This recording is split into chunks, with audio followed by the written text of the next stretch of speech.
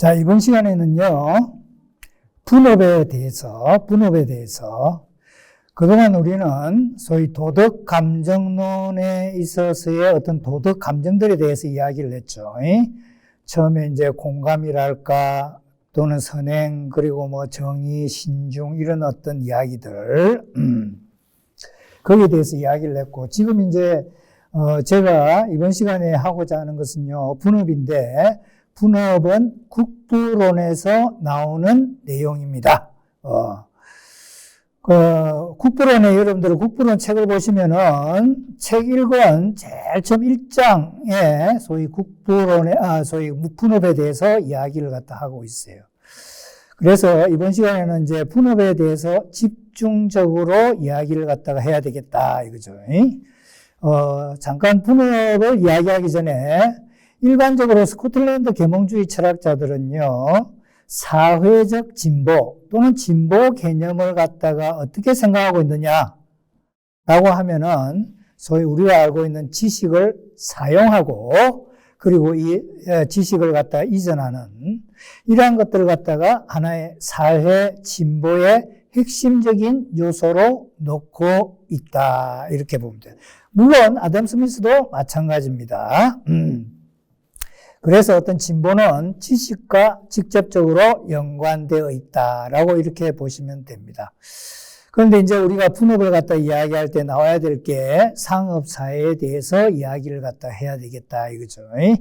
여러분들 다시 한번 이야기하지만 도덕감정론도요, 어떤 개인들의 또는 인간들의 도덕감정에 대해서 논한다라고 하지만 그 역사적인 배경은 제가 누누이 강조했듯이 상업사회에 나타나는 소위 폐단 또는 부정적인 측면을 교정하기 위한 하나의 감정으로서 또는 도덕감정으로서 소위 도덕감정론을 집필했다라고 이렇게 보시면 됩니다. 결국은 이제 소위 도덕감정론의 역사적 배경은 소위 상업사회가 되겠다라고 이렇게 여러분들이 생각을 하시면 됩니다. 그러면 우리가 이제 적어도 이제 그 당시에 이제 스코틀랜드 계몽주의 철학자들이 있어서 이 상업사회에 대한 논의가 굉장히 활발했습니다. 제가 제일 처음 첫 시간에 이야기했을 때 18세기 초에 소위 스코틀랜드가 영국의 병합이 된다. 그런데 이제 이렇게 병합될 때 가장 큰 이유 중에 하나가 뭐냐면은 적어도 이제 상대적으로 영국과 비교해 볼 때 스코틀랜드는 어떤 경제 발전이 늦었다 이거죠. 그래서 좀 더 경제 발전을 용이하게 하기 위해서 소위 영국과 병합하는 하나의 그런 계기가 되었다라고 이렇게 보시면 됩니다. 그러면 일단 상업사회는 소위 어떻게 정의되고 있느냐? 물론 이제 부정적인 측면을 갖다가 이야기를 갖다 하고 있지만, 상업사회라는 것은요, 문명화된 사회다, 교화된 사회다라고 이렇게 정의를 갖다가 하고 있습니다. 그리고, 상업사회가 가져다 준 가장 위대한 축복은 소위 첫째는 풍요로움, 물질적인 풍요, 그리고 자유다. 개인의 자유를 신장시키다. 이거. 아무래도 물질적인 어떤 물질의 풍요가 배경이 되면 적어도 개인의 자유를 신장시키는 그러한 어떤 역할을 하게 된다. 이거죠.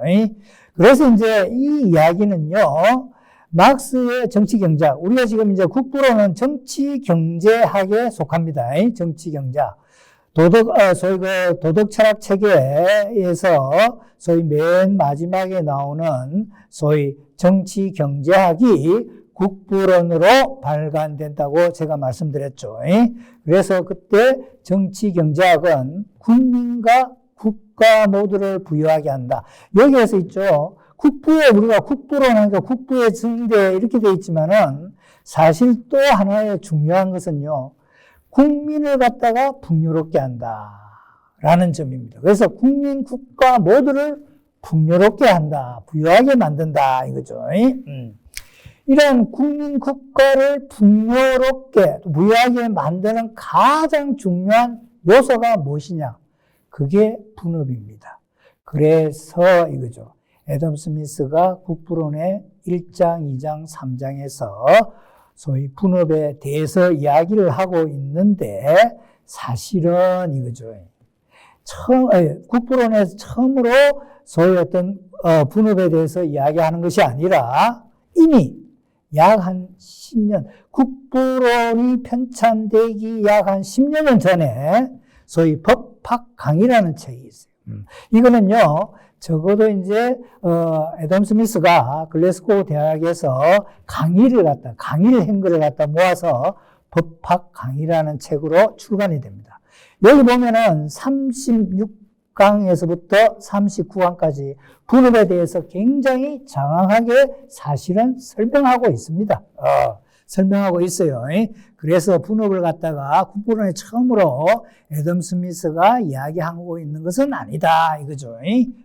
그만큼 적어도 이제 상업사회가 도래했고 상업사회의 가장 기본적인 목적은 또는 스미스에게 더 주요한 관심사는 가난한 사람을 갖다가 더 풍요롭게 만든다. 라는 겁니다. 그래서 제가 저번 시간에 이야기했듯이 애덤 스미스가 국부론에서 노동자의 임금과 관련해 가지고 노동자의 어떤 상황에 대해서 상당히 많이 소위 기술을 하고 있다 이렇게 보시면 돼요. 자, 그래서 국부론 1편의 주제는 뭐냐? 국부론 1편. 물론 분업에 대해서 이야기를 하고 있지만 1편이 일방적으로 분업만 이야기하는 게 아닙니다.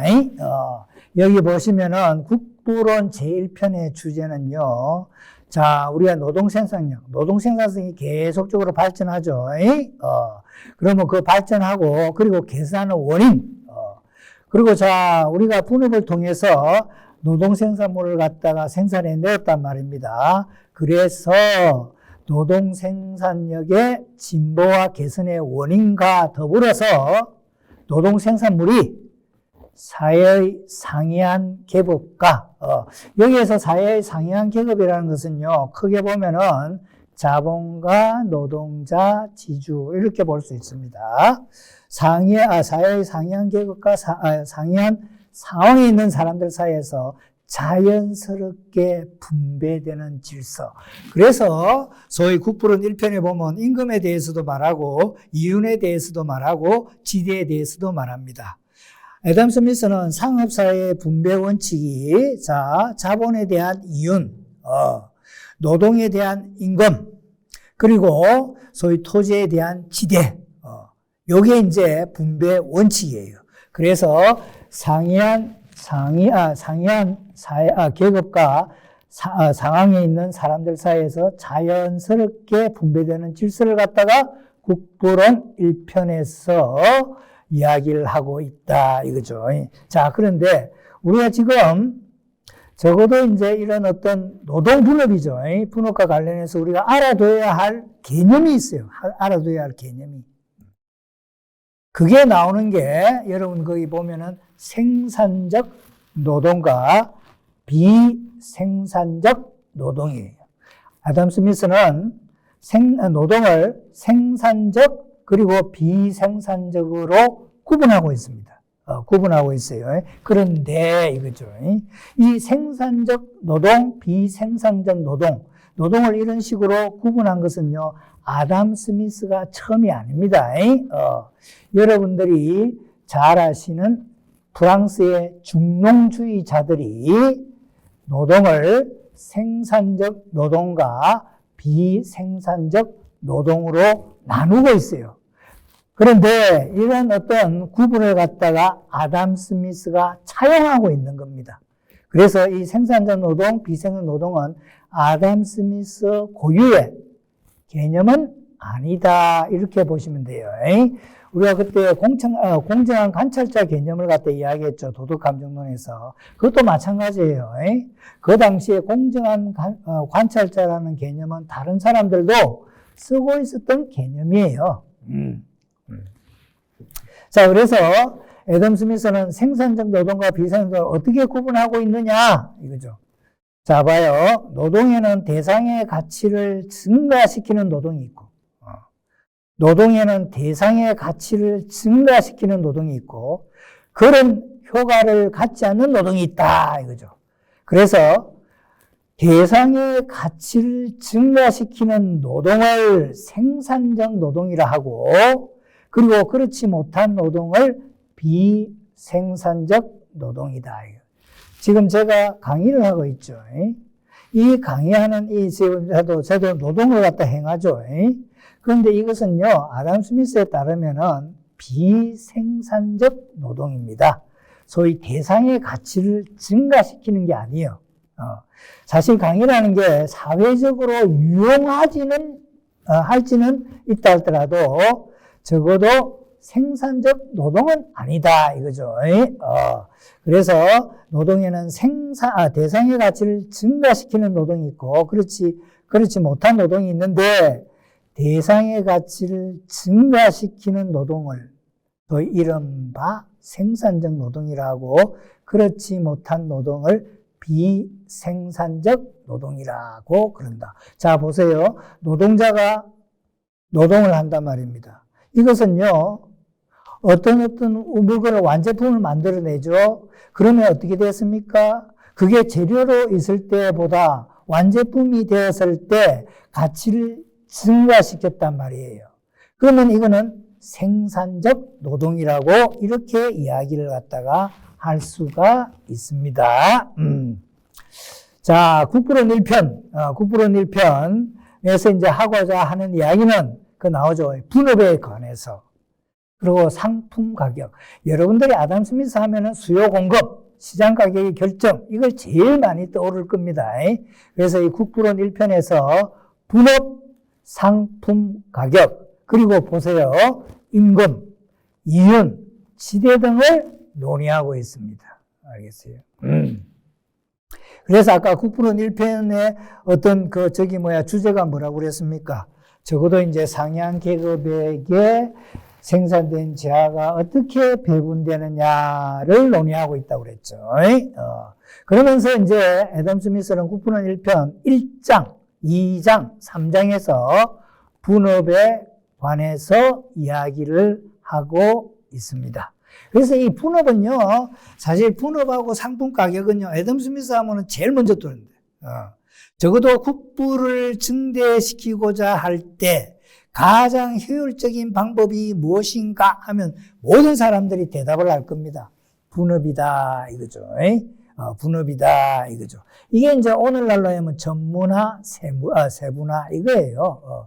오늘날 여러분들이 전문적인 지식이다, 전문가다라고 이야기할 때, 이거는 분업을 이야기하는 거예요.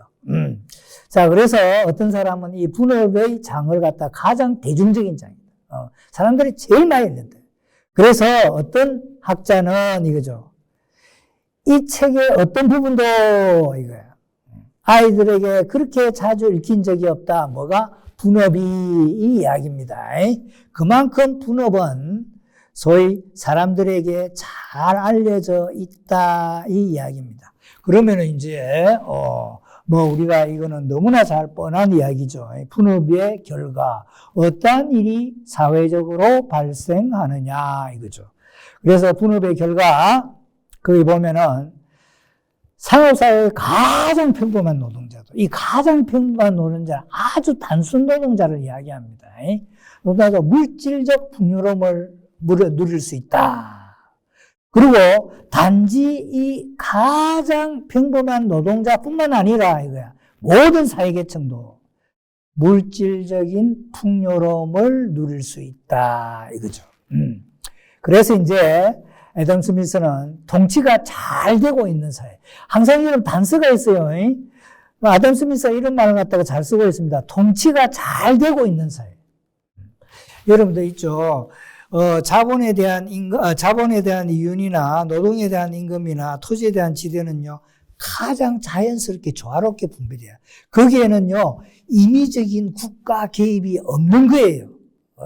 항상 뭐라고 해서 여러분들은 생각을 해야 됩니다. 국부론을 갖다 이야기할 때도 뭐다? 도덕 감정론을 갖다 생각해야 된단 말이에요. 여러분은 어떠한 존재다? 도덕적인 존재예요. 도덕적인 존재. 가장 조화롭게 국가가 들어서지 않고 조화롭게. 자, 네가 이만큼 일을 했지, 요만큼 가져가거라. 너는 이만큼 자본을 투자했지, 요만큼 가져가거라. 지주여, 너는 땅을 갖다 이렇게 빌려줬지, 그래서 이만큼 가지고 가거라. 뭐 쉽게 이야기하면 이런 이야기단 말이에요. 그래서 이 분업의 결과 이야기하는 것은요, 가장 이게 적어도 인간의 도덕 감정이 저변에 깔려 있는 상황에서 이 분업의 결과를 이야기하는 겁니다. 그래서 통치가 잘 되고 있는 사회, 최하층 국민까지 전반적인 풍요를 누리는 것은 이거죠.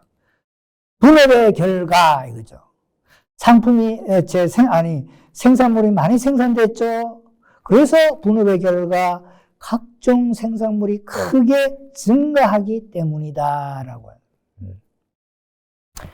물론 이 분업의 결과 아담 스미스는 국부론에서 이런 이야기를 해요. 전반적인 풍요로움이 사회 전체에 소위 확산된다라고 했는데 그러면 어떻게 됐습니까? 우리가 뭐 소득의 양극화나 이런 것들은 없애야 된단 말이야. 그래서 이러한 것들을 과연 그냥 지금의 존재하는 현실 사회에 적용할 때 이거죠. 과연 이게 맞는 말인가라는 어떤 논쟁을 또 할 수가 있습니다. 그러나 아담 스미스가 분업의 결과를 이렇게 이야기할 때는 항상 인간 행위에 적정성 개념이 들어가 있다라고 이렇게 봐야 되고, 국가의 임의적인, 자의적인, 강제적인 개입이 없다 이렇게 보면 됩니다. 자, 그래서 1장에서 분업은 무엇보다도 노동 생산력을 증대시킨다 이거죠. 그래서 결국은 분업으로 인한 생산력이 증대한다 이거야. 그러면 이런 생산력이 증대하는 이유는 무엇인가 이거죠. 이걸 갖다 세 가지로 애덤 스미스는 이야기를 하고 있습니다. 첫째는요, 노동자의 숙련도예요. 한 곳에서만 계속 일을 하다 보니까 거기에 대해서 이제 숙련도가 굉장히 일에 대한 익숙함이죠. 그게. 그리고 있죠. 분업을 하다 보니까 시간이 절약돼요.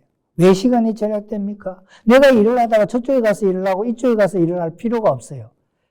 딱 내가 출근을 하면은 그 작업장에서 내가 맡은 소위 이른바 노동을 해가기만 하면 됩니다. 그래서 사실은 시간이 절약된다 이거예요.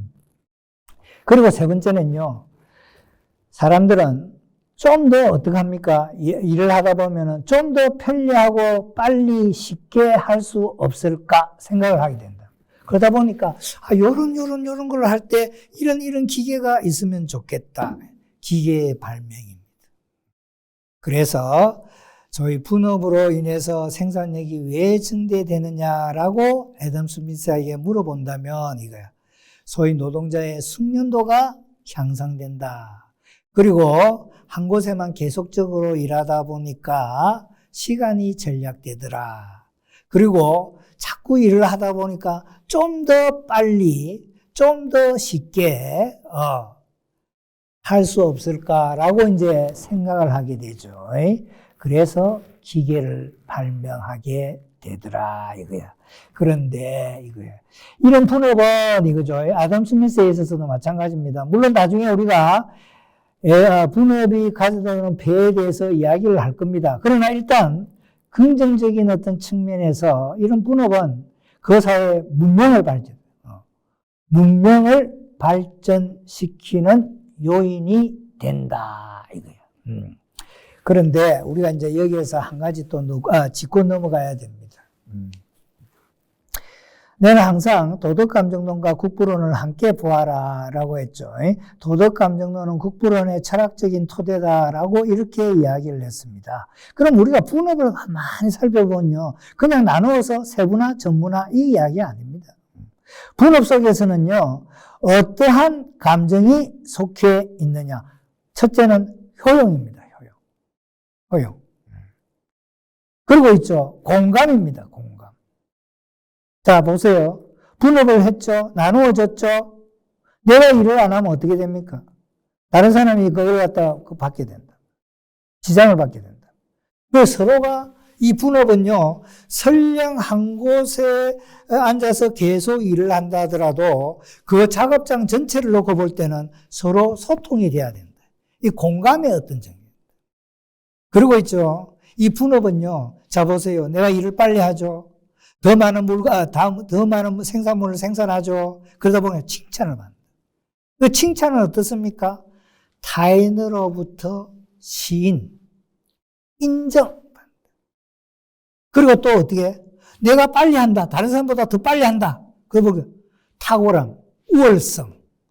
이러한 도덕, 감정과 결부되고 있는 게 분업인 것입니다. 그래서 단지 분업은 일을 나눈다라는 게 아니고 우리가 도덕 감정론의 입장에서 볼 때 분업에는 효용이라는 입장, 공감이라는 입장, 칭찬이라는 입장, 시인이라는 입장, 우월성이라는 도덕 감정과 결부되고 있다 이거죠. 여러분들이 혹시 그냥 TV를 보시면은 그 어떤 프로가 있습니다. 내가 프로는 뭐 정확하게 말씀은 못 안 드리고 제목은 거기 보면은 막 나온단 말이에요. 거기에서 뭐냐? 남보다 내가 더 우월하다, 탁월하다 이런 어떤 감정이 들어간다. 이 우월성은 어쩌? 타인으로부터 칭찬을 받는다. 그리고 타인으로부터 인정을 받는다. 시인을 받는다. 그리고 타인으로부터 그 사람의 행위에 대해서 공감을 갖다가 받는단 말이에요. 그리고 회용의 측면에서는 더 많은 물건을 갖다가 생산하더라 이거죠. 그런데 이제 아담 스미스는 또 분업과 관련해서 이런 이야기를 합니다. 여러분 우리가 그때 자연적 질서, 자연 발생적 질서, 시장 이러면서 소위 우리가 공공선을 갖다가 가져두는 것은 인간들의 계획적이고 의도적인 산물이 아니다. 그래서 의도하지 않는 결과다라고 이야기했죠. 이거는요, 굉장히 많이 쓰이는 말입니다. 그래서 보세요. 분업이라는 것은 그것이 낳는 일반적인 풍족을 예상한 게 아니야. 예상하고 의도한 인류의 지혜의 결과가 아니다 이거야. 분업도 어떻다? 의도하지 않은 결과의 산물이다 이거죠. 그러면 분업은 어디에서 발생하냐? 이렇게 질문한다. 분업이 발생하는 이유는 어디에 있느냐? 이거죠. 인간성의 어떤 성향이다. 성향은요, 간단하게 이야기하면은 거래하고자 하는 성향, 교환하고자 하는 성향에서 나온다 이거죠. 그래서 자 보세요. 분업은 인간성의 어떤 성향으로부터 천천히 그리고 점진적이긴 하지만 결국은 필연적으로 생긴 결과입니다. 이 스코틀랜드 계몽주의자들은 사회는 어떻게 사회 진화론에 입각해가지고 있죠. 점진적인 발전. 그래서 점진적인 계획을 통해서 또 발전이 이루어진다. 그래서 사실은 스코틀랜드 계몽주의자들은요, 혁명이라는 개념을 거부합니다. 혁명이라는 개념을 거부합니다. 그래서 자, 분업이 인간성의 어떤 성향으로부터 발생하는데 그 성향이라는 게 하나의 물건을 다른 물건과 바꾼다, 거래한다, 교환한다 라는 소위 인간이 가지고 있는 성향으로부터 발전했다라고 이렇게 이야기를 갖다가 하고 있습니다. 그런데 그러면 이런 교환 성향은 어디에서 나오느냐? 또는 교환 성향은 무엇을 통해서 더욱더 발전하느냐? 자, 보세요. 분업의 어떤 범위도 자꾸 커져죠. 지금은 여기를 보시라고. 범지구적 자본주의 체제에서 국제 분업의 체계가 형성이 되었다. 이 국제 분업의 체계라는 것은 자, 선진국이 있다, 경제적으로 덜 발전된 후진국이 있다라고 할 때 선진국은 자본과 기술을 그리고 후진국은 소위 노동력을 그래서 국제 분업 체계를 갖다가 이룩한다 이거죠. 자, 이 교환 성향은요, 무엇을 통해서 또 촉진되냐면 자기이익이야. 자기이익은 다시 한번 이야기하지만 자기 보존의 욕구예요. 자기 보존의 욕구. 인간은 모든 사람이 타고날 때부터 자기를 보존하고자 하는 욕구를 가지고 있다 이거야. 그래서 이 교환 성향은요, 자기 이익에 의해 촉진된다. 다시 말해서 자기를 보존하는 욕구에 의해서 촉진된다라고 이렇게 이야기를 하면서 여기에서 있죠. 굉장히 유명한 또는 뭐 유명하기보다는 소위 우리가 논문이나 이런 걸 쓸 때 가장 많이 인용되는 구절이 있어요. 자기 이익이라는 개념은요, 자기애와 연관되게. 그때 이야기했죠. 모든 사람들은, 인간들은 타인에 대한 관심보다 자신에 대한 관심을 갖다가 더 우선시한다. 이게 자기예요. 자기를 그만큼 사랑한다. 그리고 이 자기에는 미덕도 악덕도 아니다 이거야. 그렇게 이야기를 했죠. 자, 그래서 이제 아담 스미스는 이런 교환 성향을 자기 이익에 의해서 촉진된다라고 이야기를 하면서 국부론에서 어떤 이야기를 하고 있느냐. 자, 인간은 교환하고자 하는 성향이 있다고 그랬죠. 자, 이런 이야기를 합니다. 인간은 항상 다른 동포의 도움을 필요로 한다. 이거죠. 그런데 도움을 필요로 한다. 이거야. 그런데 도움을 단지 그들의 선심에만 기대해서는 안 돼. 선심에만, 저 사람이 나를 그냥 도와주면 얼마나 좋을까? 라는 그 사람의 선행에 기대해서는 안 된다 이거예요. 기대해서는 그 도움을 얻을 수 없다 이거죠. 타인과 어떤 종류의 거래를 하고자 하는 사람은 이 거래 성향을 갖다가 우리가 발전시키고자 한다면 누구든지 이렇게 제의한다. 어떻게 제의한다? 내가 원하는 것을 나에게 주시오. 내가 원하는 것을 당신이 나에게 주시오. 그러면 이거죠. 당신이 원하는 것을 가지게 될 것이오. 라고 이러거든. 그래서 이 교환하고자 하는 성향이에요. 자, 보세요. 내가 원하는 것을 나에게 달라고 그랬죠. 이 자기이익이잖아요. 자기이익이 바탕이 돼서 그러면 당신은 또 당신이 원하는 것을 가지게 될 것이오. 자, 보세요. 그 다음에 우리가 매일 식사를 마련할 수 있는 것은 푸주권 주인, 양조장 주인, 그리고 빵집 주인의 자비심 때문이 아니에요. 그 사람들이 우리에게 자선을 베푸는 게 아니에요. 우리가 쉽게 이야기하면은 그 사람은 장사를 하는 거예요. 돈을 벌기 위해서. 그래서 우리가 매일 식사를 마련할 수 있는 것은 이거예요. 푸주권 주인, 양조장 주인, 빵집 주인의 자비심 때문이 아니라 이거예요. 그들 자신의 이익을 위한 그들 자신, 그 자기 이익, 그들 자신의 이익을 위한 그들의 고려 때문이다. 자, 보세요. 내가 고기를 팔아야죠. 내가 쉽게 얘기하면 술을 팔아야죠. 내가 빵을 팔아야죠. 그래서 어떤 겁니까? 나에게 이익이 들어오죠.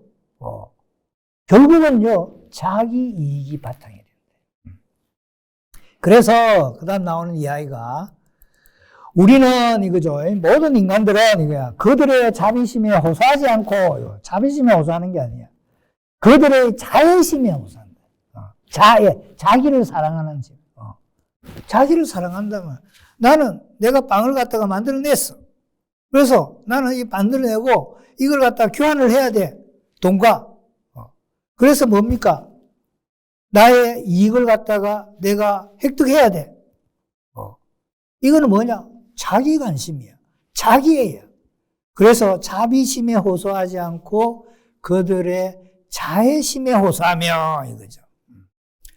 그들에게 우리 자신의 필요를 말을 하지 않고 이거야. 우리 자신, 내가 뭐가 필요합니다. 도와주시오. 이게 아니야. 내가 어떤 게 필요하니 좀 도와주시오. 나에게 주시오. 이게 아니죠. 그들에게 우리 자신의 필요를 말하지 않고 이거죠. 그들 자신에게 유리한 것.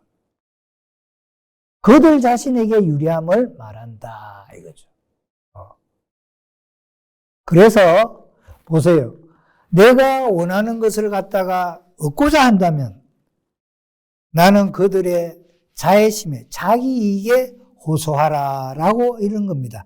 이게 이제 소위 인간이 가지고 있는 본성으로서 글의 성향, 그리고 이러한 것들이 소위 자기애가 또는 자기 이익이 글의 인간이 가지고 있는 글의 성향, 교한 성향 이런 것들을 갖다가 발전시키더라 이거 이야기입니다.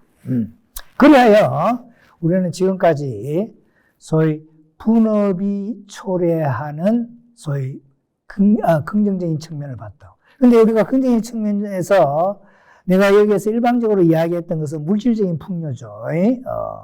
그런데 한 가지 또 있었죠. 개인의 자유를 신장한다. 소위 인간이 먹고 사는 문제에 아무런 문제가 없을 때 이거죠. 애덤 스미스도 마찬가지입니다. 먹고 사는 문제가 없을 때 인간은 여러 다양한 생각을 하게 되고 그래서 개인의 자유가 신장될 수 있다 이거죠. 그래서 분업이 가져다 주는 두 가지 가장 큰 축복은 풍요로움과 개인의 자유의 신장이다라고 이렇게 보시면 됩니다. 자, 그런데 이제 우리가 이제 항상 문제는 이렇게 이제 잘 된 거는 긍정적인 측면을 계속 발전시키면 되는 거예요. 발전시키면. 그런데 이게 발전하면서 그에 병행하여 부정적인 측면이 나타나게 된다 이거죠. 그래서 자, 국부론 책 읽은에는요, 계속 분업에 대해서 이야기를 하면서 좋은 것만 이야기합니다. 긍정적인 측면만 이야기해요. 아니, 국가의 부의, 소위 그 원인과 성격을 갖다가, 성격과 원인에 대해서 이야기하는데, 처음부터 부정적인 성격을 이야기하면 되겠습니까? 그래서 이제 긍정적인 측면을 이야기를 열심히 했어요. 그런데 이게 이제 나중에 국부론의 이제 후반부입니다. 후반부예요. 가면서, 그게 이제 책 5권, 책 5권에 보면은, 상업사회에서 나타나는 소위 분업의 소위 나쁜 것, 소위 부정적인 측면을 갖다가 대폭적으로 이야기를 하기 시작합니다. 그래서 우리가 자 보세요. 국부론은 정치경제학이죠. 정치경제학의 목적은 어디에 있습니까? 국민, 국가 모두를 부유하게. 자, 여기에서 부유하게라는 것은요. 물질적인 풍요로움도 있지만 함께 정신적인 풍요로움도 들어가는 거예요, 사실은. 그러니까 물질적, 정신적 풍요로움이고요. 우리가 개인의 자유를 갖다가 신장시킨다는 것은 뭐예요? 정신적인 풍요로움이죠, 그죠? 그래서 여러분들이 부유하다라고 이야기할 때 좀 더 여러분들은, 이걸 갖다가 넓혀서 광의적으로 소위 정신적인 풍요로움까지도 소위 정치경제학의 하나의 목표다라고 이렇게 생각을 하시면 됩니다. 그래서 애덤 스미스의 정치경제학은요, 국민과 국가 모두를 부유하게 만들어. 자, 정신적, 물질적으로 다. 그런데 단지 국부의 증대만이 아니야. 아니, 국부의 증대만의 목표라면 자본을 갖다 더 크게 만들면 되죠. 노동자에 대해서 이야기를 할 필요가 없어요. 그래서 단지 국부의 증대만이 아니라 인간으로서 이거죠. 인간은 어떤 존재입니까? 도덕적 존재 이거죠. 인간으로서 노동자, 빈민들의 생활 수준 개선도 관심사였다 이거예요. 이걸 갖다 나는 강조하고 싶어요. 인간으로서 노동자, 빈민들의 생활 수준 개선도 관심사였다. 누구의? 국부론에. 그러면 생활 수준 개선이라고 할 때는 우리는 항상 두 가지 측면에서 봐야 된다. 첫째는 물질적, 둘째는 정신적. 지금 현재 분업의 부정적인 측면과 이야기할 때는 정신적인 측면을 이야기를 합니다. 그래서 이제 5권에서 이렇게 이야기를 갖다 하고 있다 이거죠. 특히 이제 노동자가.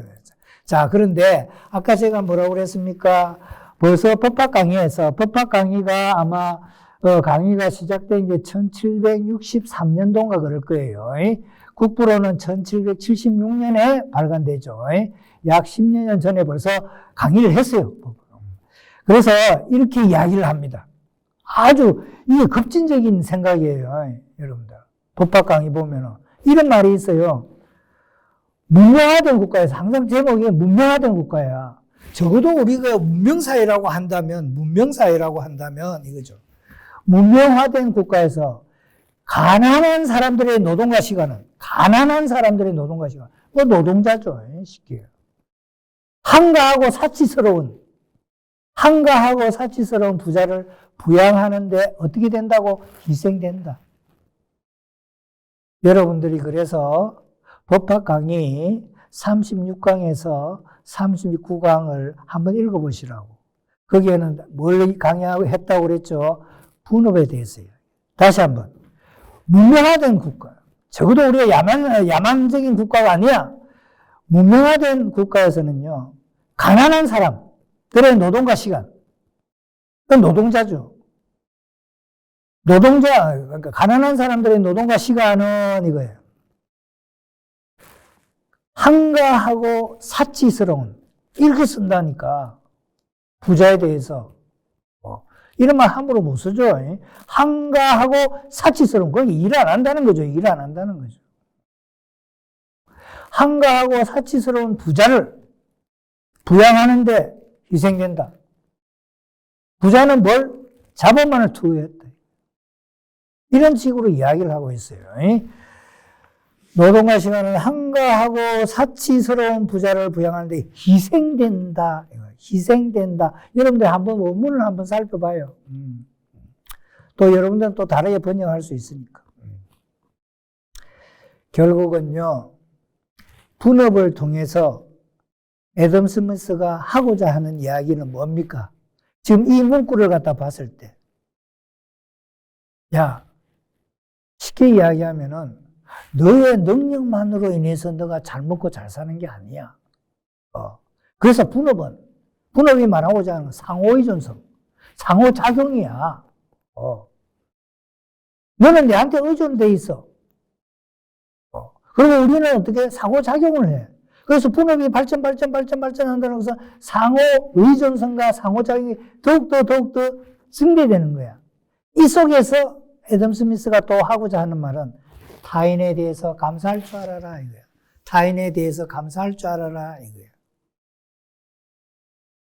내가 항상 이야기하죠. 소위 우리가 뭐 축구 운동선수들, 프로 운동선수들 엄청난 연봉을 받고 있고. 물론 그 사람들이 탁월한 어떤 능력을 가진 것도 있죠. 그러나 그것만으로는 안 된다 이거예요. 팬이, 관중이 없으면 어떻게 됩니까? 안 됩니다. 그래서 분업이 증대되고 사회가 전문화, 세분화 되면 될수록 이거죠. 상호 의존성과 상호 작용은 더욱더 증대되더라 이거야. 이 말은 너 감사할 줄 알아라. 너 혼자 잘났다고 해서 되는 게 아니다 이거야. 타인에 대한 감사의 도덕 감정이 들어있는 거예요. 그래서 다시 한번 이야기하지만 여러분들은 국부론을 읽을 때 뭐 공급 수요 시장가의 결정이다. 뭐 이윤이 어떻다. 지대가 어떻다. 생산물을 수입한다. 뭐 수출한다. 뭐 이런 것도 분명히 거기에 내용에 들어 있지만 이거죠. 우리는 도덕 감정론과의 관계 속에서 이야기할 때 적어도 아담 스미스가 말하고 있는 개념들에 들어있는 인간들의 도덕 감정을 우리는 나름대로 한번 생각해 봐야 된다 이거야. 그래서 이거야. 분업은 상호의존성, 상호작용. 그래서 어떻게? 타인에 대해서 감사하는 마음을 가지십시오 이거예요. 타인에 대해서 감사하는 마음을 가지십시오. 이거예요. 아담 스미스가 그런 말 많이 하잖아요. 인간들은 부와 권력에 대해서는 숭상해. 그리고 비천한 사람, 가난한 사람은 경멸하기까지 한다. 그런데 그런 어떤 마음은 우리가 도덕 감정을 통해서 우리가 개선시켜야 된다, 교정해야 된다, 이 이야기예요. 아담 스미스는 부와 권력을 갖다 숭상하는 사람을 좋아하지 않아요. 지혜롭고 유독한 사람은, 아담 스미스에서 지혜롭고 유독한 사람은 부와 권력을 갖다가 사실은 멀리 합니다. 거기에 대해서 숭상하지 않습니다. 숭배하지 않습니다. 자, 그래서 그 밑에 또 이제 나오는 게 보시면은, 이 상호 의존성과 상호작용의 증대다. 그래서 제발 감사할 줄 알아라. 우리가 좀 더 노골적으로 내가 표현하면 부자들이여 가난한 사람들한테 감사할 줄 알아라. 이거야. 자, 번영하는 문명국. 항상 이런 말을 많이 쓴다고. civilized, state, nature, country, 이런 거죠. 번영하는 문명국의 가장 일반적인, 여기서 항상 다시 말하지만 가장 일반적인 것은요, 가장 단순한 이거예요. 수공업자나 일용 노동자의 생활용품을 관찰하면 이 생활용품을 누리기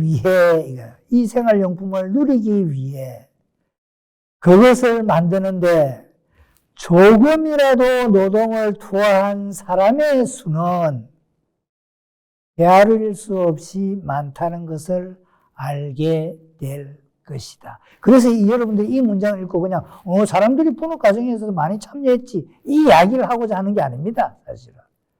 자, 이렇게 많은 사람들이 공들여서 하나의 그냥 생활 필수품을 만들었어. 그런데 여러분들은 그 생활 필수품을 사용할 때 뭡니까? 감사한 마음을 가져라. 이게 어떻게 해서 생산된 건데 이거야. 타인에 대한 감사의 감정을 가지거라. 이 이야기를 하기 위한 겁니다. 예를 들면 그 다음 나오죠. 일용 노동자가 입고 있는 모직 상의는 비록 거칠게 보일지 몰라도 수많은 노동자들의 결합 노동의 산물이다. 이런 식으로 이야기를 갖다가 하고 있습니다.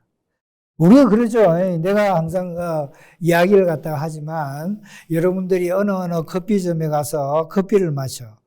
그러면요, 커피를 마실 때 제가 생각하기에 어떠한 사람도 이 커피가 어떠한 과정을 통해서 내가 이제 마시고 있구나라는 그러한 것들을 생각하고 마시는 사람은 별로 없을 겁니다.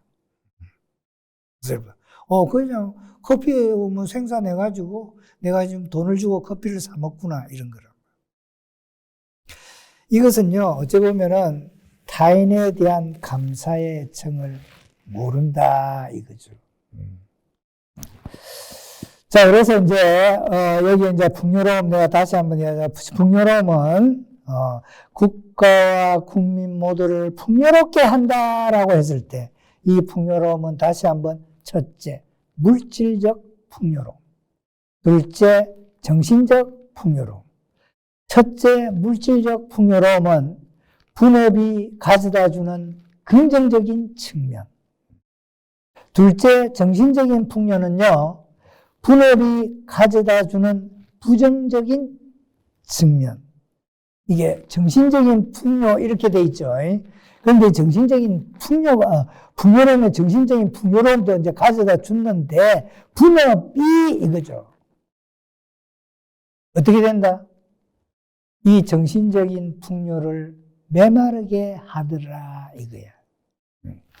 그래서 자 보세요. 이제 우리는 지금 분업의 부정적인 측면과 관련해서 이야기를 갖다가 하게 됩니다.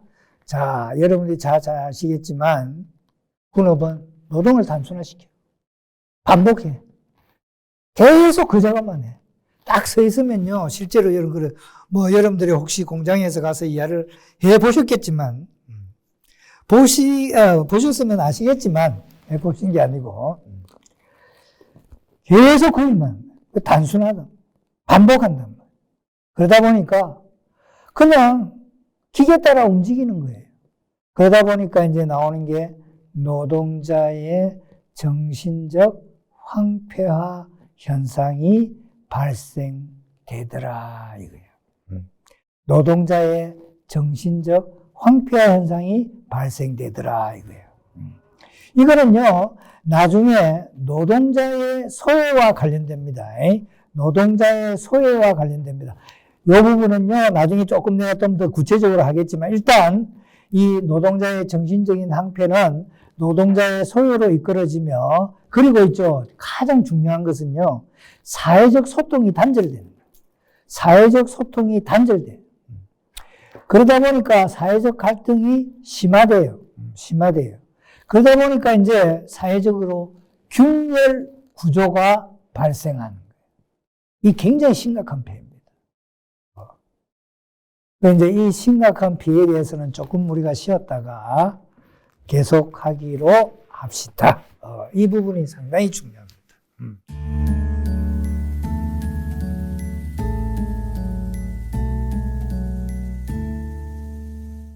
분업이 이제 우리가 분업의 부정적인 측면을 갖다 이야기를 하다 보면은 항상 노동의 단순화, 반복되는 거 작업이 그래서 이제 노동자의 정신적 황폐화가 나고 그래서 결국은 노동자의 소외다. 그런데 문제는요, 이런 노동자의 정신적 황폐가 어떤 결과를 초래하느냐? 그 나오는 게 사회적 소통의 단절이에요. 사회적 소통의 단절이에요. 아니, 피곤한데 누가 이야기해요? 그리고 정신적으로 황폐화되고 사실은 무식한데 뭘 이야기를 하겠어요? 막말로. 그러다 보니까 사회의 어떤 균열 구조는 더욱더 심화되더라, 이거야.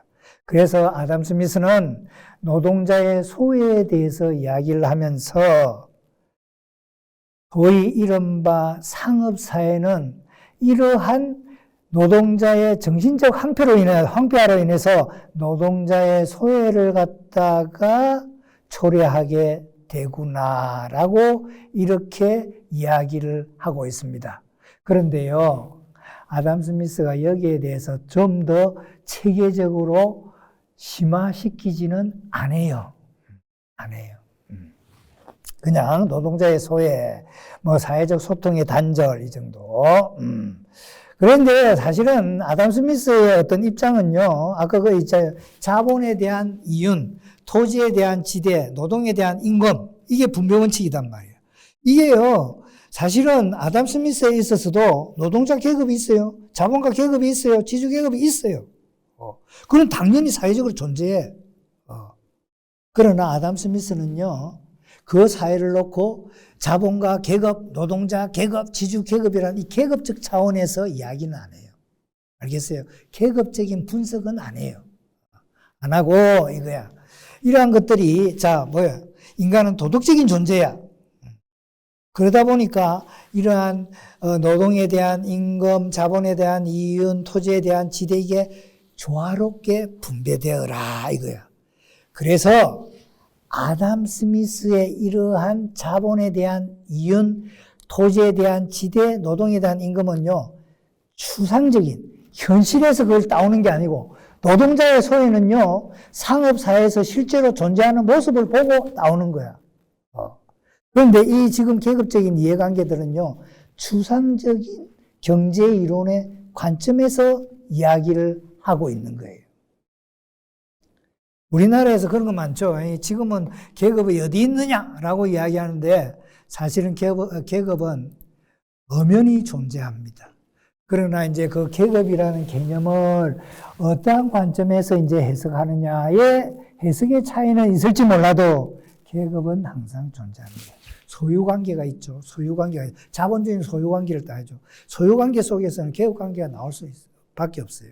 그래서 내가 그때 이야기를 갖다 했지만 이 people이라는 거, 국민이라는 것만큼 추상적인 개념이 없어요. 사실은 우리는 국민하지만 국민은 다 달라요. 한국 국민은, 대한민국 국민은 다 달라. 자, 정치적인 가치, 경제적인 가치, 사회문화적인 가치, 다 달라. 그런데 그 다르다고 다 그거 하면 되겠어. 그래서 우리가 people, 영어로 하면 people이라는 단어로서 사회통합으로서 우리는 대한민국인이다라고 이야기를 할 뿐이에요. 그래서 사실은 국민학교는 굉장히 추상적인 개념이에요. 현실을 갖다가 무시한 개념이야. 엄격히 따지면. 그래서 이 아담 스미스의 이러한 어떤 우리가 임금을 이야기하고 이윤을 이야기하고 지대를 아까 그랬죠. 국부론의 1편에서 이런 어떤 임금, 이윤, 지대, 가격 다 이야기한다고 그랬죠. 그러면서 이제 이것들은요 가장 추상적인 경제 이론의 관점에서 이야기를 하고 있다. 이렇게 보시면 되는 겁니다. 그러나 실제로 노동자의 정신적인 황폐화 현상은 이거야. 상업사에서 일하는 노동자의 모습을 보고 거기에서 이끌어낸 겁니다. 그건 굉장히 현실적인 분석이에요. 다른 차원입니다. 그리고 이제 스미스의 동료 존 밀러라는 사람도 마찬가지예요.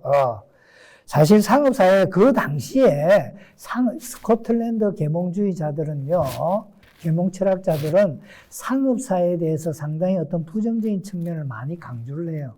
그런데 이제 애덤 스미스는 부정적인 측면을 지금 분업과 관련해서 노동자의 어떤 정신적인 황폐화라는 부정적인 측면을 이야기를 하면서도 이거야. 또 다른 한편으로 긍정적인 측면을 상당히 강조한다. 그러면은 여러분들이 예를 들어 이 국부론은 엄청 많이 팔렸거든요. 왜 많이 팔렸겠어요? 아이고, 그 당시 18세기잖아. 18세기에 뭐라고 그래서 국가와 시민사회가 분리됐지. 시민사회의 주는 누구야? 제일 거한 거는 시민계급이라 할 때는 제3계급이야. 프랑스에서 여름 프랑스 대혁명 할 때 1계급, 2계급, 3계급 하죠. 그 3계급은 시민계급이야. 시민은 오늘날의 의미로 부르주아야. 재산이 있는 사람이야. 그러니까 너무 좋은 거야, 이게. 아이고, 이제 국가 너 봐. 간섭하지 마라고 그랬지. 어디에다 맡겨두라고? 시장에다 맡겨. 엄청 팔렸어요. 그래서 내가 그랬잖아. 이 사회과학은 결코 아주 객관적이다. 소위 막스 베버가 이야기하듯이 가치 중립적이다 될 수 없어. 사실에 대한, 가치에 대한, 사실에 대한 가치 판단이 들어가게 돼 있어. 아까 그랬죠. 아담 스미스가 뭐라 그랬어요? 노동자의 시간을 갖다가 으로 인해서 부자는 한가하고 사치스러운 부자는 이거야. 자기가 하는. 그렇게 이야기하잖아. 이거는요, 아마 여러분들이 아담 스미스 할 때 이런 이야기는 처음 들어봤을 거예요. 노동자의 희생으로 인해서 네가 잘 산다 이거야. 그러니까 어떻게 노동자에 대해서 감사할 줄 알아라 이거야. 그래서 아까 분업은 뭐예요? 분업 속에서는 도덕 감정이 들어있는데 그 도덕 감정이라는 뭐라고? 감사의 정이라고. 감사의 정. 그래서 상호작용, 상호 의존성이 증대한다. 그래서 여러분도 아까 했잖아요. 커피 이야기했잖아요. 커피를 마신다. 이 커피가 어떠한 과정을 통해서 내가 지금 커피를 마시고 있는가? 이거야. 그런 걸 생각하면서 먹는 사람은 없더라. 이거죠. 유명한 말입니다. 여러분들. 그 데이비드 하비라는 사람이 있어요. 그 사람이 대학원 수업에서 그랬다고 그래. 내가 직접 그거 한 건 아니고 책을 보니까 그래 나오더라. 대학원 수업에 이제 모여서 대학원 수업이니까 사람도 별로 없지, 원래. 그래서 물어봤대요. 당신들은 오늘 무엇을 먹고 왔습니까? 아침 식사로. 그러니까 누구 뭐 이야기했지 않습니까? 그러니까 당신은 그 음식이 어떠한 과정을 통해서 당신의 입으로 들어간 것을 갖다가 한 번이라도 생각해 본 적이 있습니까? 라고 하니까 전부 다 벙 찌는 거지.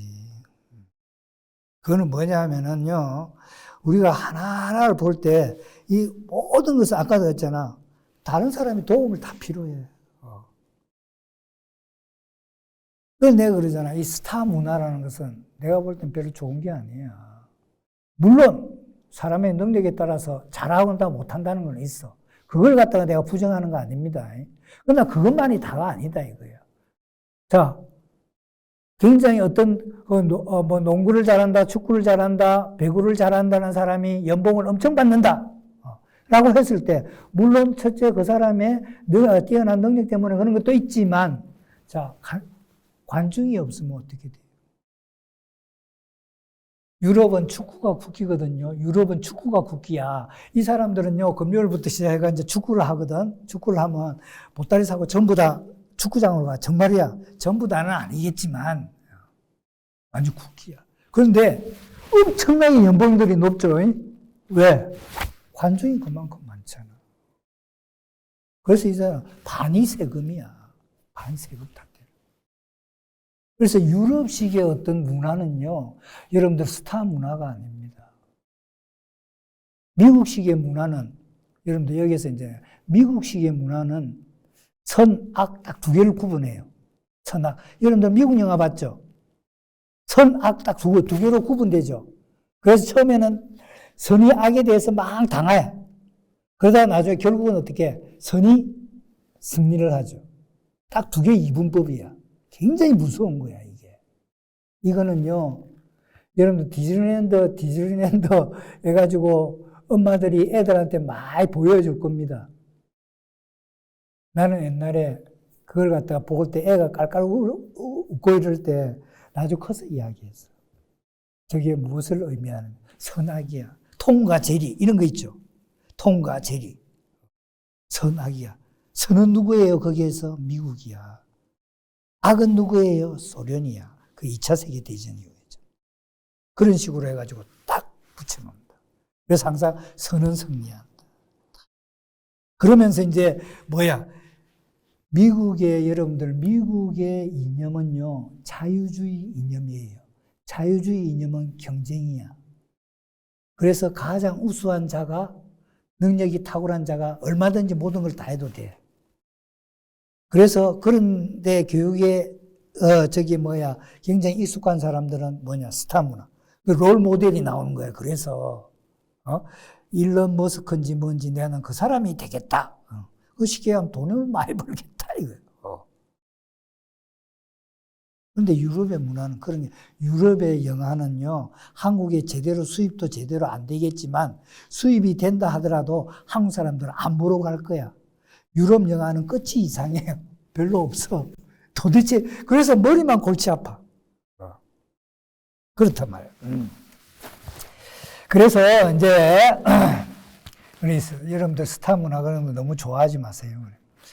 그 스미스 동료의 존 밀러도 소위 이제, 분업과 더불어 발전하는 상업사회에 대해 정말로 강도 높은, 그 비판은 뭐냐? 거의 아담 스미스와 여기 나오잖아요. 자, 봐봐요. 여러분 자꾸 경쟁하는데, 산업의 경쟁적 조건들은 경쟁 아니야. 자본주의에서의 어떤 원리는 뭡니까? 조직 원리는 경쟁이야. 살아남아야 돼. 산업의 경쟁적 조건들은 마음을 병들게 하고, 인간들을 이간시킨다, 이거야. 내가 이겨야 되니까. 모든 사람들이 그 자신의 진보에만 마음을 씀에 따라 그들은 그의 번영에 장애가 되는 것을 귀찮아한다. 괴로워한다. 다 필요 없다. 나는 오직 이겨야만 된다. 오직 금메달만 따야 된다.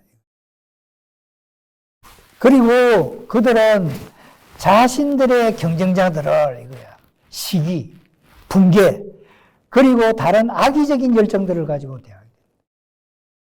그러나 우리는 그렇지 않습니까? 자, 선의의 경쟁, 공정한 경쟁, 능력, 이러면서 그걸 갖다가 내가 보는 자유주의는 상당히 미화시켜. 그런데 아담 스미스도 자유주의자야.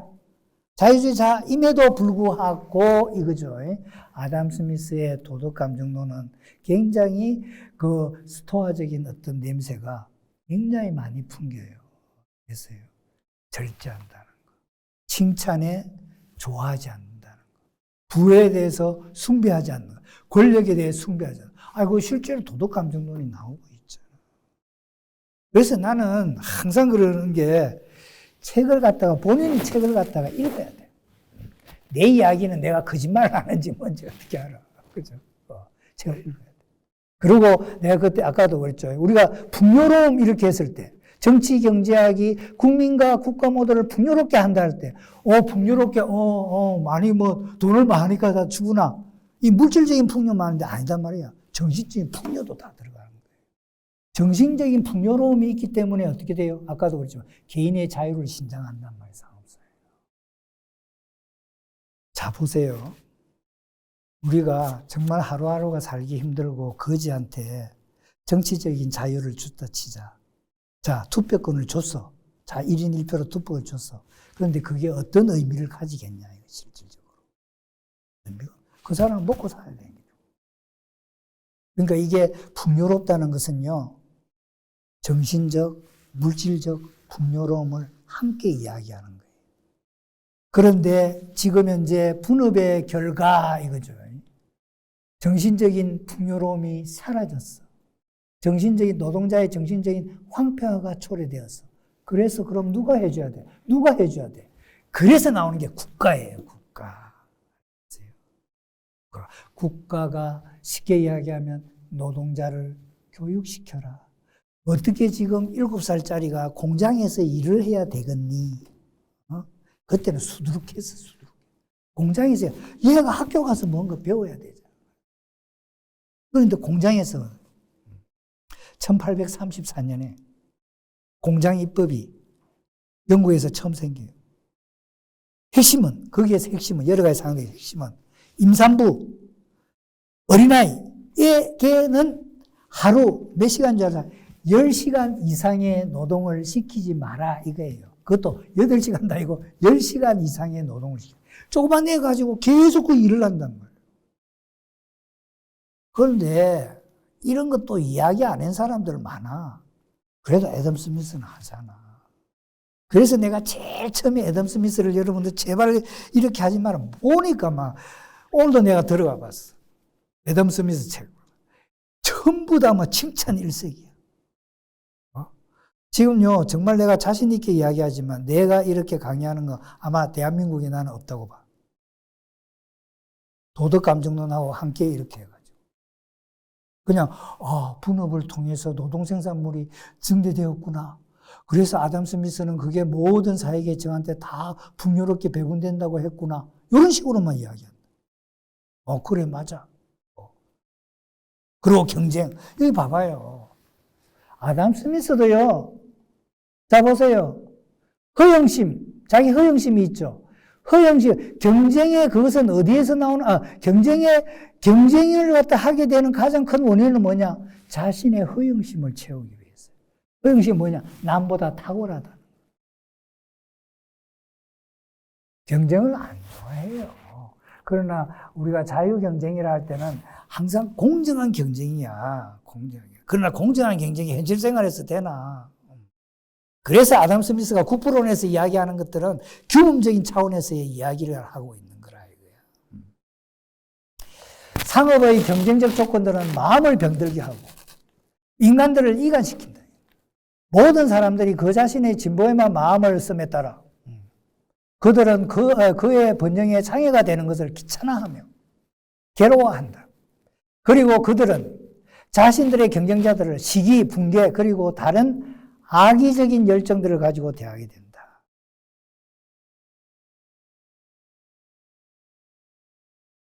그러니까 이러한 것들을 이거는 스미스의 동료 밀러가 이야기해서 자기들끼리 클럽이 있어. 이 부류가 자기들끼리. 거기에 귀족도 있고 소위 돈 많은 사람들이야. 노동을 하고 사는 이런 사람들은 아니야. 원래 옛날부터 그랬어요. 공부를 내가 루소 같은 사람은 돈이 없기 때문에 너무 가난한 제대로 된 게 없어. 학교 문턱에도 안 갔어. 몰라, 그 당시에 갔는지 모르겠지만 문턱에도 안 갔어. 전부 독학으로. 왜? 뭔가 있어야 하지. 오늘날 여러분들이 한국 사회도 마찬가지입니다. 50년대, 60년대, 70년대, 80년대까지만 하더라도 대학에 가는 그런 그 비율이 그런 많지가 않았어요. 그러다가 이게 확 늘어나는 거예요. 왜? 아니, 시골에서 먹고 살기 바쁜데 무슨 대학이야? 초등학교 졸업해도 잘했는데. 그 옛날에 좀 나이 드신 분들 보면 그렇잖아요. 초등학교 졸업. 그래서 초등학교 동창회는 제일 활발해. 중학교, 고등학교 가면은 어떻게? 사람들이 별로 없거든.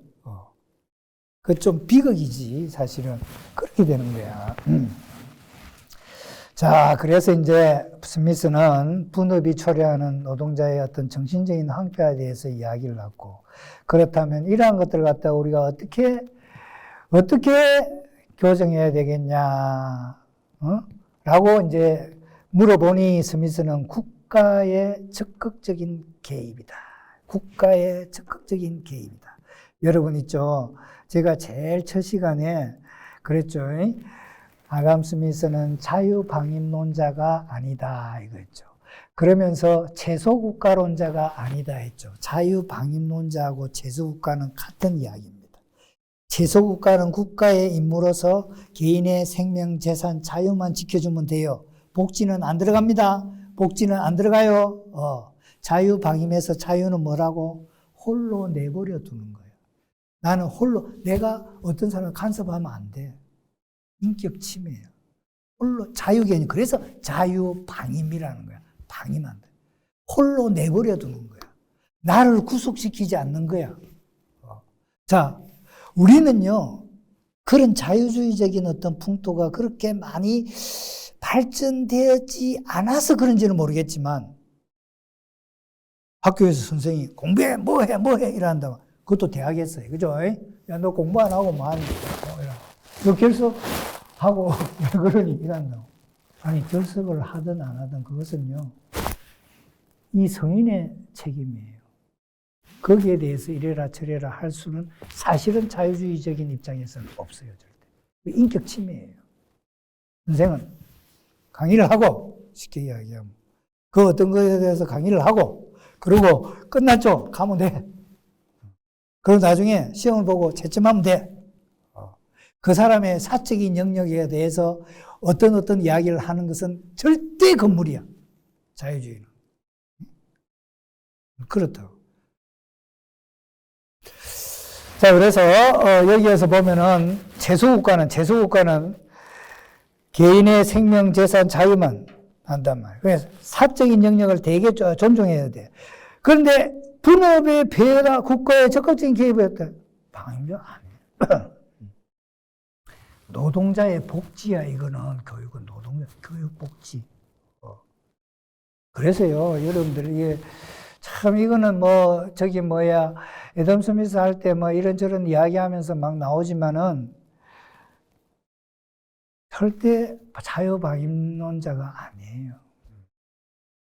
자유방임론자라고 그냥 간단히 이야기하는 사람들은 사실 아담 스미스의 책들을 갖다가 제대로 독해를 안 했다라고 볼 수도 있다, 이거죠. 자, 보세요. 그래서 분업의 폐해에 대해서 국가가 적극적인 개입을 합니다. 노동자의 복지야, 교육복지. 분업의 진전에 따라, 소위 분업이 발전함에 따라 이거야. 노동으로 생활하는 사람들의 거의 대부분, 그거 했죠. 국민의 대부분. 요거는요, 안에 원서에도 이렇게 돼 있어요. 다 그렇죠. 다 노동자지, 그 당시에 다. 분업의 진전에 따라 노동으로 생활하는 사람들의 거의 대부분, 즉, 국민의 대부분의 직업은 이거예요. 몇 가지의 극히 단순한 작업, 흔히 하나 또는 두 가지 작업으로 한정된다. 그런데 대다수 사람들의 이해력은 무엇을 갖다가 어떤 사물을 판단한다, 이해력은 필연적으로 이거예요. 필연적으로 그들의 일상적인 직업에 의해 형성된다. 그들의 일상적인 직업에 의해 형성된다. 그런데 노동자가 하는 직업이 뭔데? 매일 단순 노동이야. 육체 노동이야. 원래 오늘날 이제 여러 가지 이제 사무직 근로자니 이런 걸 갖다 생겨서 그렇지만은 옛날에는 그냥 노동자야. 그러고 잡은 거야. 그리고 뭐 회개하는 사람 하나 있겠지. 그 정도야. 다른 게 없었다고. 그래서 여러분들, 나는요, 찰리 채플린 그 무성 영화가 그리 재미있더라. 그 사람 사회주의자예요. FBI에서, 미국의 FBI에서 그 사람 감시 대상이야.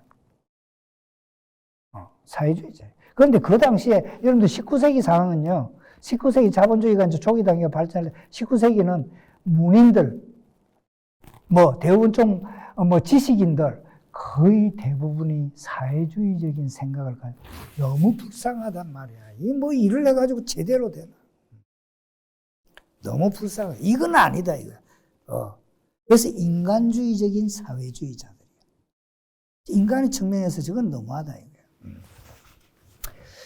대다수 사람들의 이해력은 필연적으로 그들의 일상적인 직업에 의해 형성해. 자신의 일생을 몇 가지 단순한 작업에 바치는 사람들은 예기치 못한 어려움을 제거할 방법을 발견하기 위해 어떤 공공에 처했을 때 이거야. 그의 이해력을 발휘하거나 그의 창조력을 행사할 기회를 가질 수 없다. 뭐 할 수가 있어야지. 이해력이 없는데.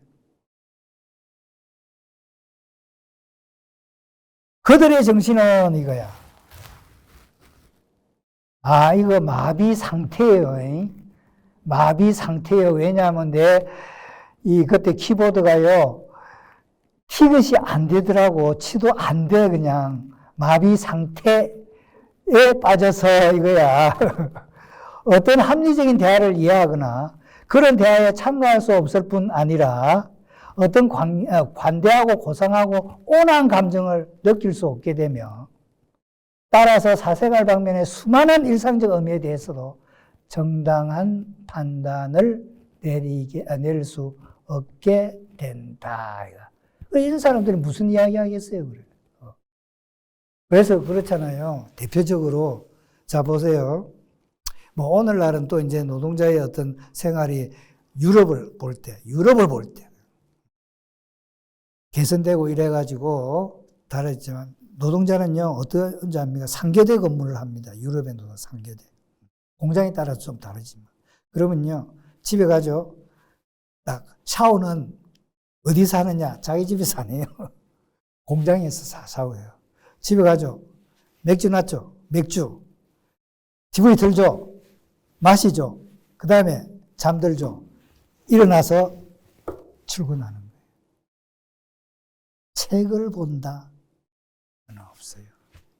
책을 본다. 그래서 노동자의 완전히 몸뚱아리밖에 없는 거야. 재산은 좀 심하게 이야기하고 그런 거예요. 그래서요, 어떤 사람은 우스갯소리로 이런 이야기도 합니다. 유럽에서 노동자는 표시가 난다. 표시가 난다고. 딱 보면 저 사람이 노동자다, 노동자가 아니다. 얘들은요, 너 뭐 하냐? 이러면 아르바이트, 노동자, 이렇게 딱 이야기해요. 표시가 나요. 어떻게 표시가 나느냐? 머리가 약간 다 벗겨졌어요. 왜? 매일 공장에서 약품 그거 하고 머리를 씻으니까 탈모 현상이잖아요. 그리고 몸집들이 굉장히 커요. 먹고, 맥주 마시고 먹고, 소시지 먹고, 푹푹하고 그냥 자고. 그렇게 했는데. 물론 이제 오늘날은 이제 좀 다르지. 그런 식으로 우스갯소리로 그렇게 이야기를 한다고. 자, 그래서 되고 판단을 내릴 수 없게 된다. 그는 그 다음에 이제 중요하죠. 그는 자기 나라의 중대하고 광범한 이해관계를 전혀 판단할 수 없게 됩니다. 그래서 국민이 민주주의는요, 국민이 계몽되지 않은 상태에서 민주주의하면 중의정이 돼요. 우둔한 사람들의 정치가 돼요. 그래서 민주주의가 제대로 되려면요, 사실 국민이 교육받아야 돼. 더 이상 나아가면 내가 옛날에 대학에서는 막 끝까지 다 이야기를 다 해버려서 뭐 직접적으로 소위 말하면 프레지던트 이름까지 들리면서 그래서 학교에서 그냥 너무 그래서는 하지 말았으면 좋겠다 해서 왜 내가 제대로 말을 하는데.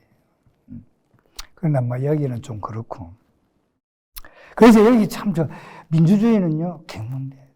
여기서 지금 말하는 게, 하고자 하는 게 뭡니까? 애덤 스미스도 계몽시켜라 이거예요. 좀 더 지식을 쌓게 해라 이거야. 그는 자기 나라의 중대하고 강분한 이해관계를 전혀 판단하지. 만약 그런 상태, 그가 그런 상태로 되지 않도록 국가가 특별히 애쓰지 않는,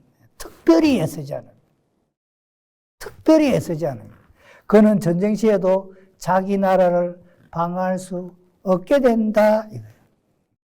이만큼 중요하다고. 노동자의 교육이. 그래서 국가는 어떻게 적극적으로 개입해가지고 의무교육 시켜라 이거야. 의무교육. 진보하고 문명화된 모든 사회에서 애덤 스미스가 이런 말을 참 잘 써요. 뭐 통치가 잘 되고 있는 사회에서는 이거야. 모든 사회 각층의 계층의 사람들이 풍요로움을 누린다. 통치가 잘 되고 있는 사회에서는 항상. 진보하고 문명화된 모든 사회에서는 또는 노동 빈민, 즉 대다수의 국민들은 정부에서 이를 방지하기 위해서 이거야. 정부에서 이를 방지하기 위해서 뭐냐? 정신적 황폐화를, 노동자의 정신적 황폐화를 방지하기 위해서 이거죠. 노력하지 않는 한 이거야. 필연적으로 이런 상황에 빠지게 된다. 얼마나 노동자를 교육시키는 게 중요하니 국가를 위해서. 그래서 교육을 시켜야 된다. 의무 교육을 시켜야 된다.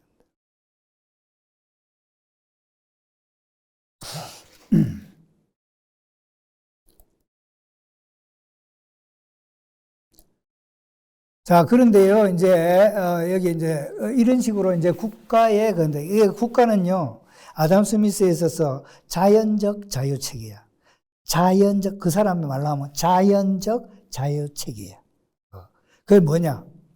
굉장히 이 자연적 자유체계인 국가, 모든 어떤 그런 체계가 이런 일을 하지 않으면, 여기 보면 노동자의 복지에 힘을 쓰지 않으면 그것은 자연적 자유체계로서의 국가의 의무를 저버리는 거야.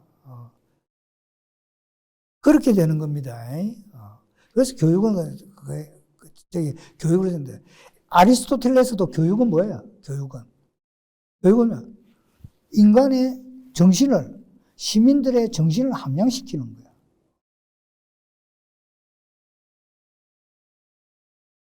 미안하지만요, 한국에서 뭐 인성교육을 갖다 이야기를 하잖아요. 그죠? 아유, 이래가지고는 큰일 나겠다. 이런 입시제도가 존재하는 상황에서는요, 인성교육은 안 됩니다. 그리고요, 사람의 인생은 사회심리학적으로 보더라도 교육의 효과는요, 제가 생각할 때는 빨리 이거 하면은 6세면 끝나요. 6세. 학교도 초등학교 들어가기 전에. 저는 그렇게 생각해요. 머리가 예를 들어 대학에서 인성교육을 하자 그러거든. 우리가 뭐 아주 인성. 한편에 글로벌 인재를 막 양성하자 하면서 또 인성을 이야기하는데, 그때는 머리가 굳어서 안 돼요. 그 사람들은 교정이 안 나요. 그건 실제로 연구 결과가 그래요. 내가 어떤 사람한테 다 큰 사람한테 이게 아니고 이렇게 해라 했다. 그건 잔소리야. 잔소리에 불과해요. 교육적인 효과가 없어요. 어릴 때. 한국말에 3살적 버릇이 8가지 가더라. 그런 거 있죠. 그죠? 그건 다른, 물론 고쳐지는 사람도 있죠. 개가천선한 사람도 있어요. 그런데요, 한번 굳어진 머리는요, 더 이상 안 돼요. 효과가 없어요. 물론, 부모가 막 폭력을 휘두르 가서 이러면은 그 두려움 때문에 막 하는 척 하죠. 그러나 효과는 없어요. 다시 돌아서면 끝이에요. 그래서 항상 이 대화를 통한, 토론을 통한 교육이 중요하다고 하는데, 이게 시간이 많이 걸리거든. 그러니까 안 하죠. 안 하죠. 애들은요, 여러분들, 정말로 많이 달라요. 지금 교육이 나와서 이야기하는데 잠깐 이제 뭐 우리 대충 분업에 대해서는 대충 끝났는데 보면은 해 하죠. 한국 부모는 해 이라죠. 일단 요즘 뭐 그러면 요즘 저는 안 그래요. 많이 달라졌습니다. 이래 할 수도 있는데 일단 일반적으로 애들 할 때는 이래 해 이런단 말이에요. 그러면요 애가 무서워가지고 너무 그거 하니까 무서워서 해. 그런데요 여기 나는 뭐 다 뭐 유럽에 다 모든 국가를 다 있은 건 아니고 독일에 있었지만 해 하죠. 왜? 내가 왜 그걸 해야 되니? 이래요. 막발하면 왜가 나와요. 정말입니다. 왜? 그럼 부모가 그걸 설명한다. 그럼 애가 그러니까 그 과정이 굉장히 길거든. 해가지고 하면 좋잖아. 그런데 뭐가 왜니 어떠니 저떠니 이러면 골치가 아프다. 그런데 이 애들은 그거예요. 교육이. 그런데도 사회 잘 돌아가잖아. 초등학교 때 교육 별로 안 시킵니다. 유럽에서 교육 안 시켜요. 4학년까지 독일은. 한국에서 뭐 어떤 학생이 수학 경시대회에 나가서 1등을 당연한 거예요. 한국에서 고등학교에서 수학은 얘들은 대학에 들어가서 그거 배우고 있어요. 그랬던 거야. 알고 보면은 거야. 그런데 나중에 누가 더 잘해요? 한국 사람도 잘하는 사람도 많지만 그렇단 말이에요. 자, 그래서 분업의 폐해를 막기 위해서 국가는 강력하게 적극적으로 개입해야 된다. 분명히 이야기를 하고 있어요. 여기 보면은. 이러한 문장을 보고 애덤 스미스가 어떠한 사고를 갖다가 생각을 가지고 있었냐를 이제 우리가 유추해내야 되는 거죠. 자, 그래서 이제 이렇게 이야기하면서도 분업으로 인한 노동자의 정신적 항변, 인간 본성의 절단, 사회적 연대의 파괴, 이것은요, 아담 스미스도 상업사회에서만 나타나는 특유한 현상이라고 해요. 수렵사회, 목축사회 이런 데서는요, 이런 게 없다. 여러분들, 소위 그 농업국가에서, 어떤 농업이 주가 돼서, 니는 요거 하고, 니는 요까지 하고, 이렇게 해요. 안 한단 말이에요. 가가지고 우같이 해요. 그래서 분업을 이야기할 때 상업사회와 연관지어서 이야기를 한다. 정신적인 한패가 일어난다. 이 상업사회에 대해서요. 우리가 뭐 수렵 목적사회에서 무슨 노동자를 이야기해요. 다 노동자인데. 그건 출퇴근 시간이 없어. 그렇잖아요. 아니, 농민이 무슨 출퇴근 시간이 있어. 나는 이렇게 생각합니다. 우리가 밥 세 끼를 먹죠. 밥 세 끼를 먹잖아. 왜 밥 세 끼를 먹어요? 왜 먹어요? 밥 세 끼를. 여러분들 수렵사회에서, 목축사회에서 아침, 점심, 저녁 이래 먹었습니까? 내가 적어도 아는 범위 내에서는 그렇게 안 먹었어. 그렇게 규칙을. 이건 뭐냐? 사회가 그렇게 조직되어 있는 거예요. 상업사회, 자본주의 사회를 가죠. 아침에 일어나서 뭐 해야 됩니까? 출근해야 되죠. 출근하여 힘을 갖다가 좀 그거 해야 되죠. 밥 먹죠. 자, 가서 일을 했죠. 그러니까 일정도 이제 배가 고프죠. 점심이야. 그래서 또 일을 하죠. 집에 들어와가 저녁 먹어야 돼. 그 산기야. 굳이 그 의사들은 세 끼를 먹어야 된다는데 나는 그런 생각은 좀 달라. 하여튼 간에, 아담 스미스는 분업으로 인한 노동자의 정신적인 항폐화는 상업사회에서만 나타나는 특유한 현상이다. 라고 이렇게 이제 이야기를 갖다가 하고 있습니다. 그리고 이제 그 뒤에 나오죠. 뭐 수렵사회, 목축사회 뭐 이런 거는 다르다 뭐 이렇게 쭉 나오죠. 그리고 이제 그 뭐 뒤에 나오는 거 뭐 그렇게 여러분들 한번 그건 읽어보시고 그래서 이제 노동자의 소외에 대한 어떤 처방. 그래서 소외는 다른 게 정신적인 항폐화로부터 나온다.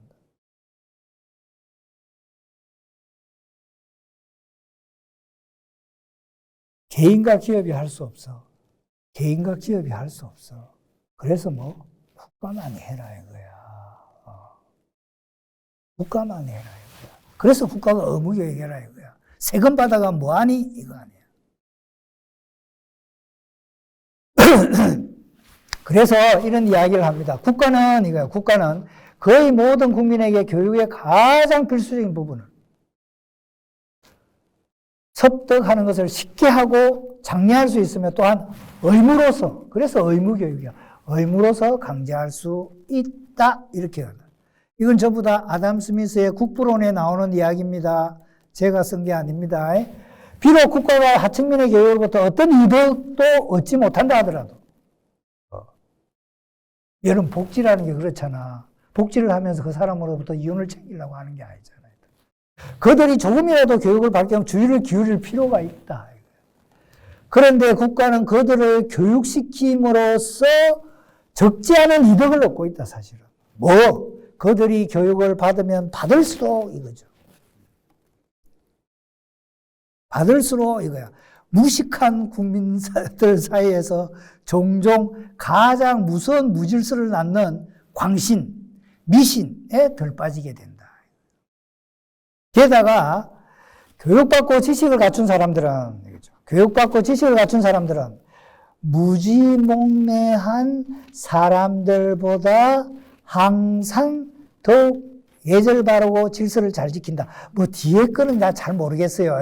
교육받고 지식을 갖춘 사람들은 무지몽매한 사람들보다 항상 더욱 예절 바르고 질서를 잘 지킨다. 그게 어떠한 교육이냐에 따라 달라지는 겁니다.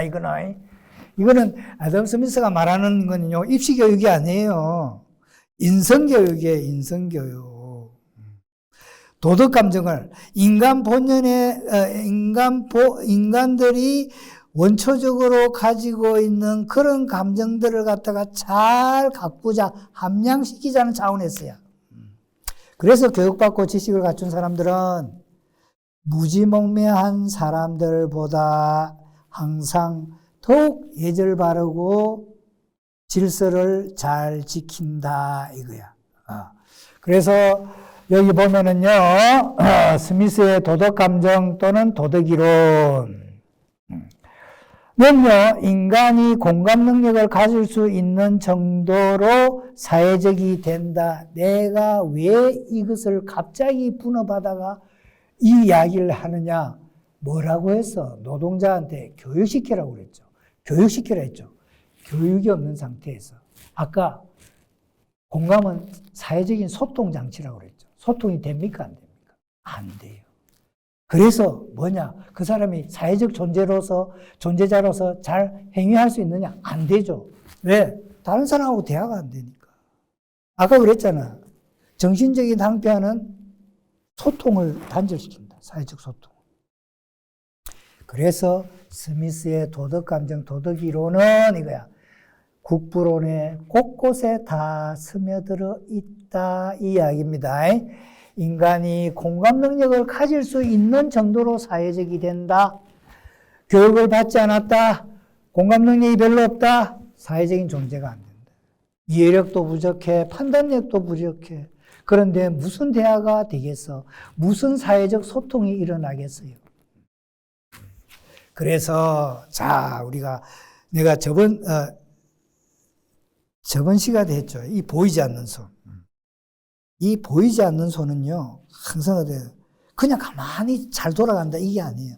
이런 보이지 않는 자연적인 조화가 제대로 작동되게 할 수 있는 주체는 누구냐? 국가다 이거야. 시장에서 독점이, 과점이 행행한다 이거야. 그럼 누가? 국가가 들어서 하지 마 이거야.